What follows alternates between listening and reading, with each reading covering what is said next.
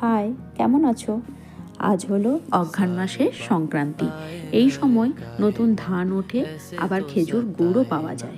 গ্রাম বাংলায় এই সময় নানান রকম উৎসব পালন করা হয়। তার মধ্যে পিঠে উৎসব হলো খুব বড় রকম একটা উৎসব।